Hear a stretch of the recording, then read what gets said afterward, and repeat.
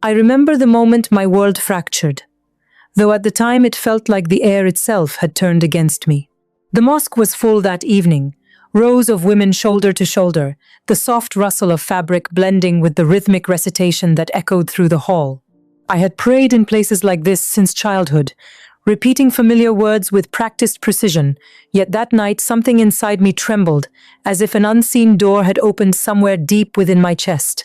I tried to focus on the cadence of the verses, on the comfort of routine, but the sounds began to stretch and blur, like voices carried underwater. Heat climbed my neck, and a pressure settled behind my ribs, slow at first, then crushing, as though invisible hands were tightening around my heart. I lowered my forehead to the carpet, breathing in the faint scent of dust and rosewater, whispering silent pleas for calm. Around me, everyone moved in perfect harmony, bowing and rising together, while inside me chaos unfolded. Memories I had buried began to rise without warning. Childhood lessons about obedience, whispered fears about dishonor, nights when I asked God questions I was too afraid to speak aloud. The recitation grew louder, yet also distant, as if I were slipping away from the room. My heartbeat thundered in my ears. I wondered if I was fainting, or if panic had finally claimed me after years of silent strain. I tried to stand, but my legs felt hollow. Darkness crept along the edges of my vision, and for a fleeting second I thought of my family, of expectations resting on my shoulders heavier than gold crowns. I remember thinking, "Do not fall. Do not draw attention. Be strong. Be worthy." Then everything vanished. Sound disappeared first, replaced by a deep stillness that felt almost alive. I was no longer aware of the crowd or the prayer or even my own body. Instead, there was light, gentle and warm, unlike anything I had ever known. It did not burn or blind. It surrounded me like mercy itself. In that silence, I felt seen in a way that frightened me more than judgment ever had. Every hidden fear, every secret doubt, every tear I had swallowed seemed suddenly known. And then I heard a voice. It was not loud, not commanding, not filled with anger. It was gentle, almost sorrowful, speaking my name, as if it had always belonged to him. "Aaliyah," it said, and the sound carried a tenderness I had never experienced before. I wanted to run, yet I also wanted to stay forever in that peace. My heart broke open with emotions I could not understand, a mixture of relief and grief pouring through me all at once. I tried to ask who was speaking, but no words formed. Instead, warmth filled the emptiness I had carried for years. For the first time in my life, I felt loved, without performance, without fear, without needing to prove devotion. The presence did not accuse me, it invited me. And just as suddenly as it had begun, the light faded, and the noise of the mosque crashed back like a storm breaking over the sea. I gasped, air rushing into my lungs as though I had been underwater. Faces surrounded me, voices overlapping in confusion and alarm. Someone held my shoulders, another called my name again and again. My chest burned, my hands trembled, and before I could stop myself, before fear could silence me, a single word tore free from my lips and echoed across the mosque walls. My name is Aaliyah, and before that night, I believed my life was already written for me long before I understood what choice meant. I was 27 years old, born into a family known for honor, influence, and religious devotion, raised behind high walls where expectations were as constant as the desert sun. From the outside, people called me blessed. They saw elegance, education, and privilege. They saw a daughter trained to represent dignity and faith. But what they never saw was the quiet emptiness that followed me everywhere, even in rooms filled with admiration. I learned early how to smile correctly, how to lower my gaze respectfully, how to speak about God with certainty, even when my heart felt strangely distant from Him. Religion shaped every hour of my life. Tutors taught me recitation before I learned to understand my own emotions. I memorized verses flawlessly, earning praise that felt warm for a moment, but faded quickly once I was alone again. Obedience became my identity. Questions were dangerous things, so I buried them deep inside myself, convincing everyone, including myself, that devotion meant silence. Palace life was structured and beautiful but suffocating in ways I could never explain aloud. Every action reflected on my family. Every word carried consequence. Even laughter had boundaries. I remember watching ordinary girls through tinted car windows, seeing them walk freely, arguing with friends, choosing their futures, and wondering why my own life felt like a carefully rehearsed performance. At night, when the halls grew quiet, I would sit near my window and whisper prayers, asking God to feel closer, asking why peace seemed promised but never present. I feared those thoughts meant weakness. Sometimes I worried they meant something worse. My mother often reminded me that honor was fragile, that faith protected our family's name. I believed her. I tried harder each year, praying longer, studying deeper, hoping devotion would finally fill the hollow place inside me. Yet the harder I tried, the more distant God seemed. I never admitted that to anyone. Not my teachers, not my friends, not even myself in full honesty. The first crack appeared when I was 16. A classmate confided her fear of punishment after questioning a religious ruling, and I remember feeling more sympathy than certainty. That frightened me. I pushed the feeling away, telling myself doubt was temptation. Still, the memory stayed with me like an unanswered echo. Years passed, and I perfected the role expected of me, but inside I carried questions that refused to die.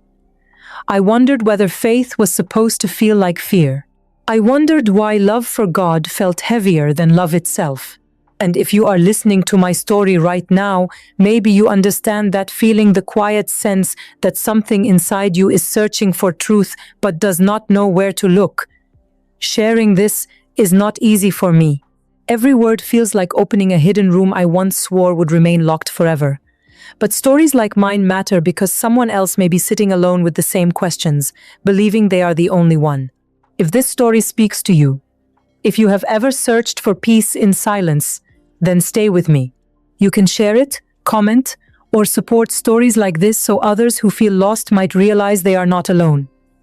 Because everything I am about to tell you began long before I collapsed in that mosque.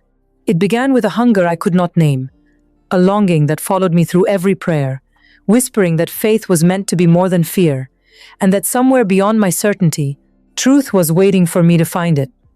For most of my life, I believed discipline was the same as peace.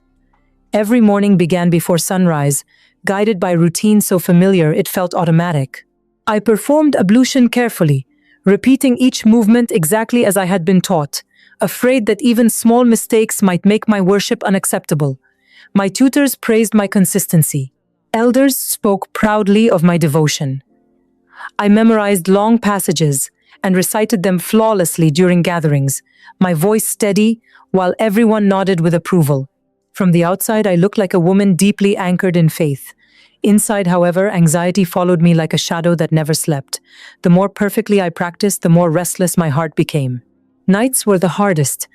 I often woke from dreams I could not fully remember, only the feeling of running or searching for something I could never reach. I would sit upright in bed, breathing quickly, whispering prayers until dawn colored the sky. I told myself spiritual struggle was normal, that perseverance would eventually bring calm, yet calm never arrived. Instead, a quiet fear settled into my chest, the sense that I was constantly failing a God I desperately wanted to please. Public charity events filled my schedule as I grew older. Cameras captured smiles as I handed food to families or visited hospitals, and people praised my compassion. But sometimes I noticed something unsettling.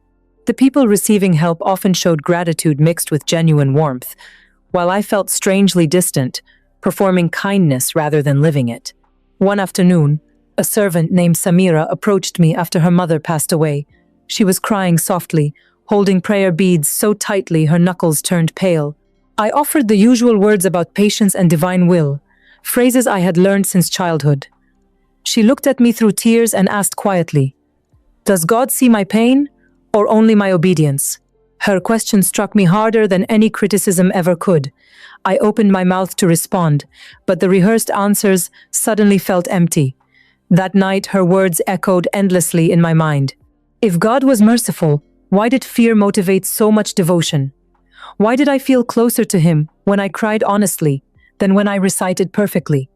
I began noticing contradictions I had once ignored. Teachings about compassion stood beside warnings that terrified me. Love and fear existed together, yet fear always seemed louder. I pushed these thoughts away during prayer, ashamed of them, terrified someone might somehow read my mind. Doubt felt like betrayal, not only of faith but of my family and identity. Still, the questions returned, persistent and gentle, refusing to disappear. I increased my prayers, hoping discipline would silence uncertainty, but instead my heart felt heavier. During one late-night prayer, I whispered a question I had never dared speak before. God, why do I feel so far from you? The words frightened me the moment they left my lips.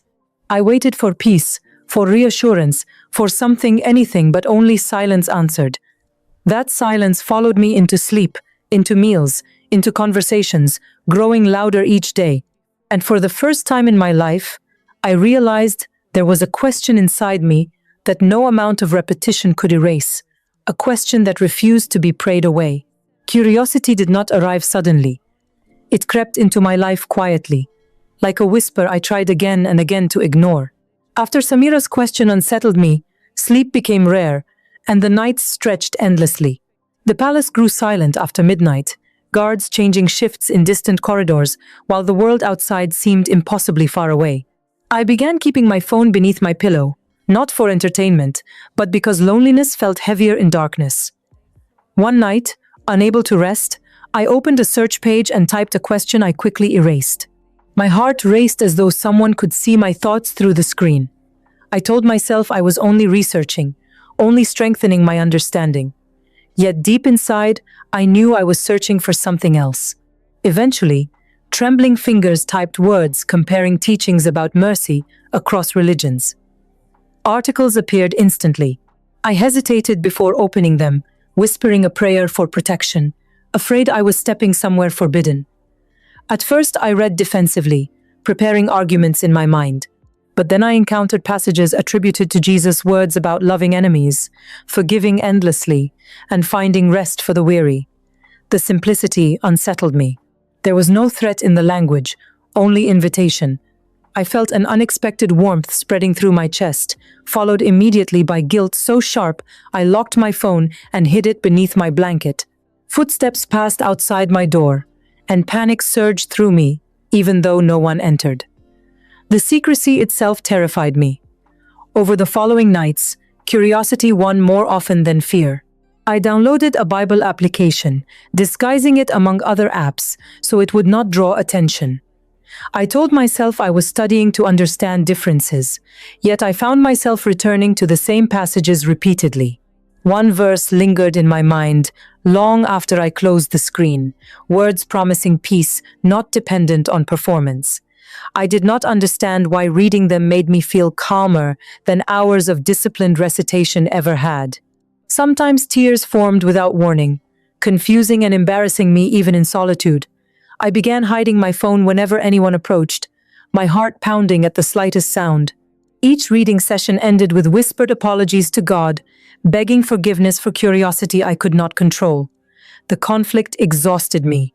Peace followed by shame, comfort followed by fear. It became a cycle I could not escape. During the day, I performed my duties normally, but my thoughts drifted constantly back to those gentle teachings. I wondered why compassion sounded so different when spoken through those words. Was truth supposed to feel frightening or freeing? The question haunted me. One evening, after reading late into the night, sleep finally overtook me. But instead of restless dreams, I found myself standing in a place filled with soft light, neither familiar nor strange. A figure stood at a distance, clothed in white, presence calm yet powerful. I could not see his face clearly, yet I felt known completely. My name echoed softly through the air, spoken with kindness that made my knees weaken. I woke suddenly, breathless, heart racing, unsure whether I had imagined it or experienced something real. But one thing remained unmistakable. The voice had called me by name, and its gentleness lingered long after the dream faded into morning. The dream refused to leave me. Even after sunlight filled my room and servants moved quietly through the halls, its presence lingered like a fragrance I could not wash away. I sat upright in bed, my hands trembling as I tried to convince myself it had been nothing more than imagination shaped by late-night reading. Yet the peace I felt was unlike anything I had experienced before. Usually mornings arrived with tension already tightening my chest, but that day there was calm, deep, and steady, as though my heart had finally exhaled after years of holding its breath. The memory of the figure in white stayed vivid, the warmth, the gentleness, the way my name sounded when spoken by that voice. It did not feel like judgment, it felt like recognition. Fear followed quickly behind that thought. I wondered if I had invited something dangerous into my life. Religious teachings warned about deception, about spiritual attacks disguised as comfort. Panic grew as I imagined myself being led astray.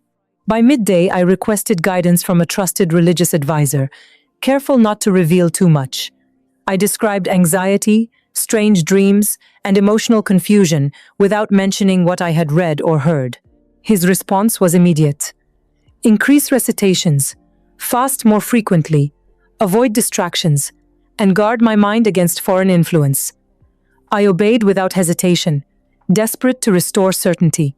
For several days I immersed myself in stricter routines, extending prayers late into the night until exhaustion blurred my thoughts. Yet instead of relief, the conflict inside me intensified. The harder I tried to silence the memory, the clearer it became. During recitation, my voice faltered unexpectedly, images of the dream returning uninvited. I began fearing sleep, unsure what I might encounter again. Still, a quiet longing accompanied the fear, a desire to feel that peace once more. One evening, while praying alone, I sensed something familiar before I finished the final words. The room felt still in a way I could not explain, as though time paused gently around me. My heartbeat slowed. The same calm from the dream settled over my shoulders like warmth.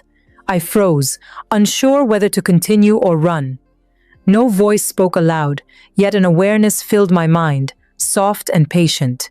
I felt seen again, not as a princess or a symbol of faith, but simply as myself, tired, searching, and afraid. Tears slipped down my face without warning.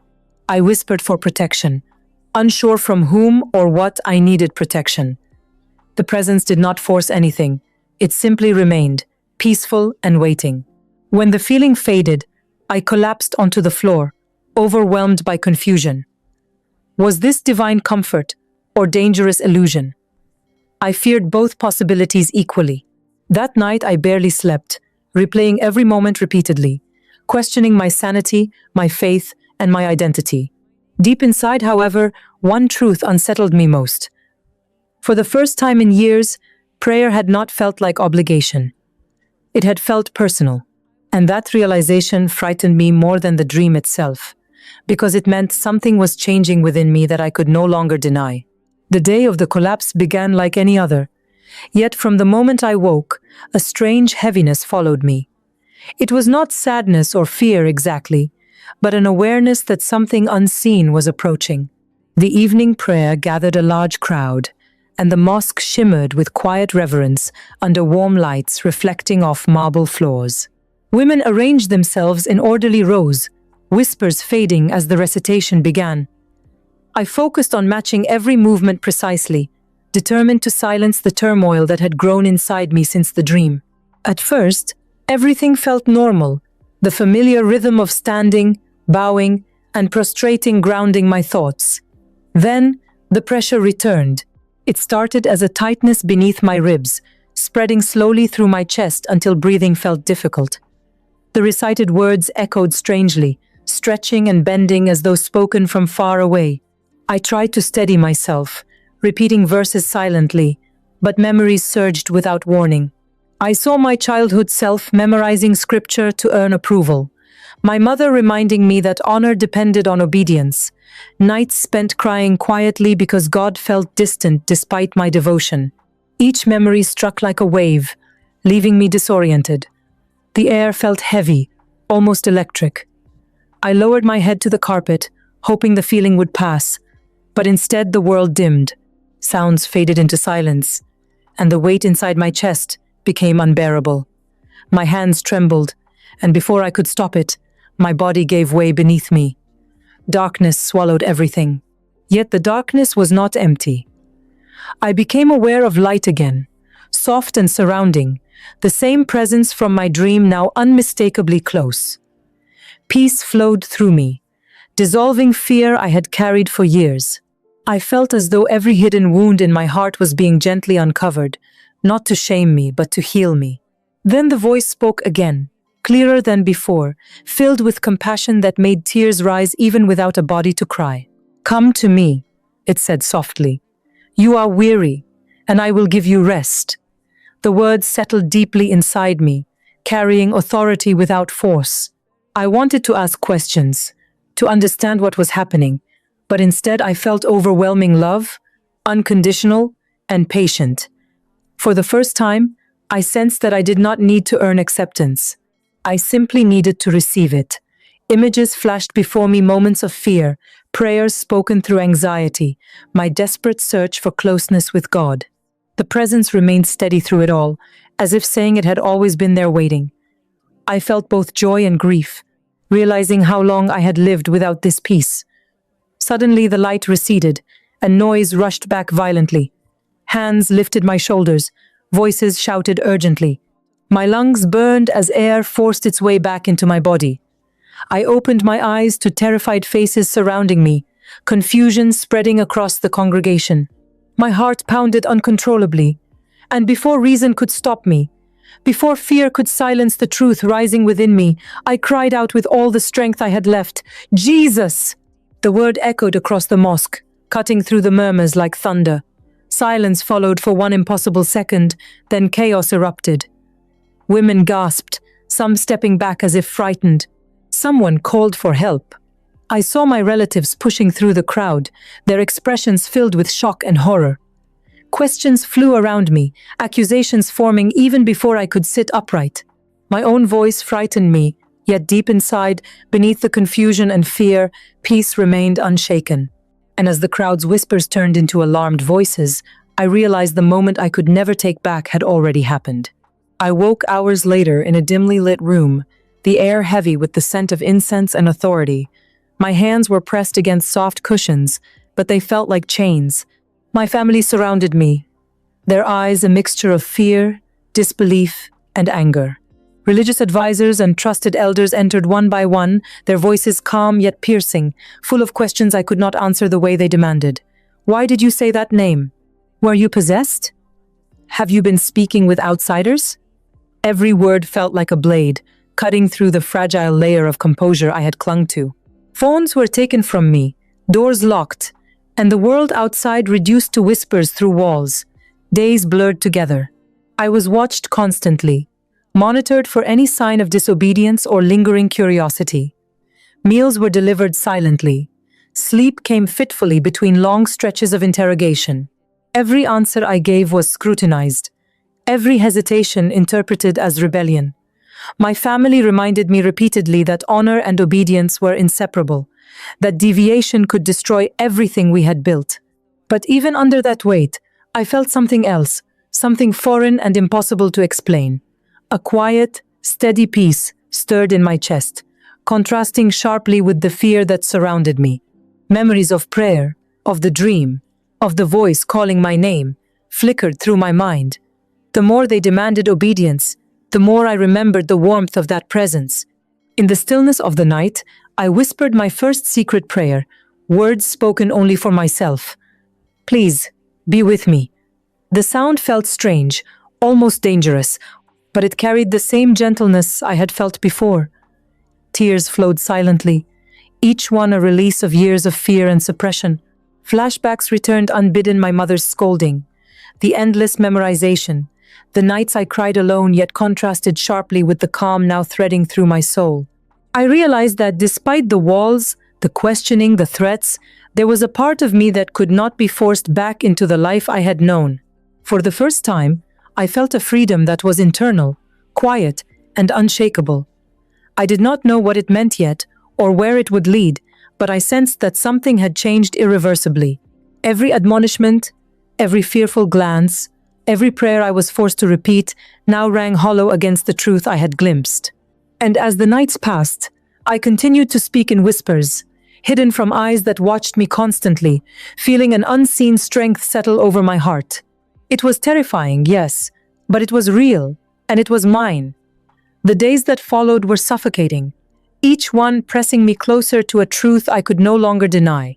My family grew increasingly strict, forbidding certain prayers, assigning longer recitations, monitoring my every word and gesture.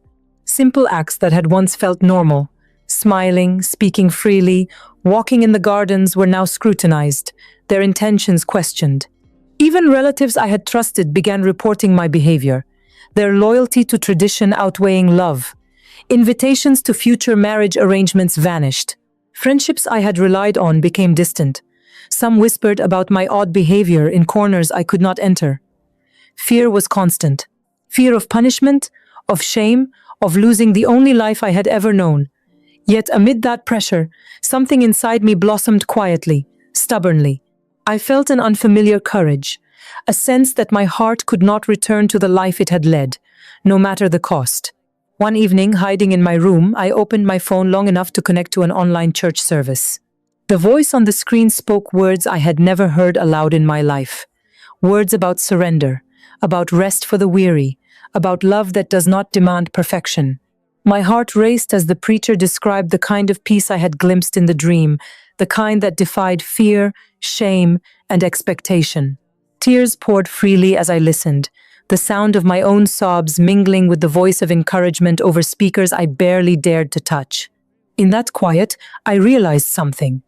I could no longer deny the presence that had called my name, the peace that had visited me, the love that did not judge or demand. The cost was already apparent. Family ties were strained. Status and privilege were slipping away. Every hour brought reminders that to follow this path would not be without sacrifice. And yet, a certainty took root in my soul, steady and unshakable. I whispered in solitude, praying for courage, for strength, for clarity, knowing the moment would come when silence would no longer protect me. And deep inside, I felt the answer before I had even spoken it aloud. I could not go back. I would not go back. I would not deny the one who had found me when I was lost, even if it meant losing everything I had ever known. The confrontation arrived quietly, yet its weight pressed down like a storm on the horizon. My family gathered in the grand hall, their expressions taut with expectation, their whispers echoing like warnings. An imam I had known since childhood sat across from me, his robes immaculate, eyes sharp with authority. I felt the familiar tremor of fear crawl up my spine, but beneath it, a new calm anchored me. When they asked why I had cried out that name, why I had deviated from all that was expected, I spoke not with hesitation, not with pleading, but with a clarity that surprised even me. I have seen love I did not earn, peace I did not manufacture. I cannot turn away from it. The room stiffened. Voices rose around me, accusations slicing the air. But I continued. I spoke of the dream, of the gentleness that called me by name, of a peace that exceeded fear and duty. I did not shout, I did not attack, I spoke only truth. My family's anger was palpable, my elders' disbelief simmered in their eyes. Yet, as I held my ground, I noticed something I had not expected. Their fear of losing control, their worry that certainty could crumble under truth. I felt no need to defend myself beyond what I knew in my heart. In that moment, I realized that truth could cost everything: status, family ties, comfort, but it could not take the peace that had already settled in me. I saw my own reflection in their gaze, a mixture of shock and recognition that I had changed irreversibly. It was terrifying to face the possibility of being cast out, of walking alone into a world I had never imagined. Yet I also felt an unshakable freedom, a liberation deeper than any privilege I had ever known. They questioned my reasoning, challenged my devotion, threatened consequences, but I remained steadfast. For the first time, I felt the weight of choice as a gift rather than a burden. The room seemed to stretch, time itself holding its breath as silence followed my final words. I could leave everything behind: comfort, family, a life carefully built, but I knew in my soul I could not leave the one who had found me in the darkness. And as I turned my face upward, steady and calm, I whispered to myself, not with fear but with certainty, I choose you. I choose this love. I choose truth, no matter the cost. The world I had known disappeared quietly, not with a bang, but with a steady, inevitable shift. I left the palace under the cover of night, not running in fear, but walking with the strange calm of someone finally stepping into the life they were meant to live. Streets I had once passed in glances now felt alive with possibility, each footstep echoing like a declaration of freedom. I sought out a community I had only known online at first, women and men who spoke of love without expectation, who carried faith not as a performance, but as a living, breathing presence. They welcomed me cautiously at first, aware of the dangers my past could bring, yet their acceptance was authentic, unconditional. Slowly, healing began. I learned what it meant to pray without fear, to speak without pretense, to experience faith as an intimate conversation rather than a checklist of obligation. Tears that had once been shameful now became cleansing. I discovered the beauty of forgiveness not as a command, but as a choice, a balm for my own heart. Loneliness still came at times. Memories of family and status whispering in the quiet, yet even that was tempered by grace. I prayed for them as I had never dared before, wishing peace instead of judgment, freedom instead of control. Each day brought a deeper sense of identity beyond titles, beyond approval, beyond fear. I began to tell my story carefully, first to trusted friends, then in small gatherings, always aware that my voice carried both vulnerability and strength. And as I spoke, I realized the hope of my journey, that someone listening, somewhere, could feel that same invitation into love, into peace, into life unshackled by fear. My heart, once heavy with expectation and doubt, now beat with joy and gratitude. I had walked through darkness and collapse and emerged into a light I had only glimpsed in dreams. And though my path had cost me nearly everything I once held dear, I knew in every fiber of my being that I had found a family and a home that would never fail, a love that would never abandon me, a peace that would never be stolen. Here, at last, I could rest.